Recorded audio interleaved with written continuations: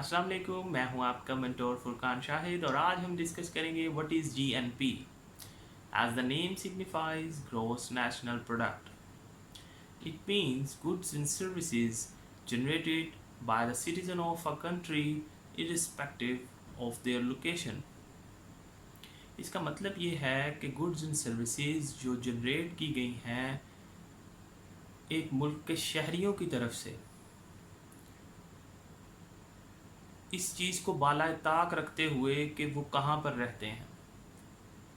GDP से अगर हम मुराद लें तो उसके अंदर एक मुल्क की बाउंड्री वॉल के अंदर जितनी भी गुड्स एंड सर्विसेज जनरेट की गई थी उनको लेते हैं, और इसके अंदर जहाँ भी एक मुल्क के शहरी बस रहे हैं, ओवरसीज़ जो सिटीजन्स होते हैं उन्होंने बाहर भी इन्वेस्टमेंट की होती है, तो अगर जो बाहर भी वो गुड्स एंड सर्विसेज जनरेट कर रहे हैं उस चीज़ को भी जीएनपी में काउंट किया जाता है।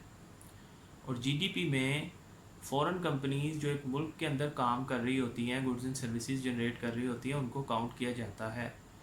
लेकिन जीएनपी में सिर्फ एक मुल्क के रहने वाले और उसी मुल्क के वो सिटीजन्स जो ओवरसीज़ कहलाते हैं उनकी जानिब से जो गुड्स एंड सर्विसेज जनरेट की जाती हैं उनको काउंट किया जाता है। अगर वीडियो अच्छी लगी हो तो चैनल को सब्सक्राइब करना मत भूलिएगा। Thank you very much.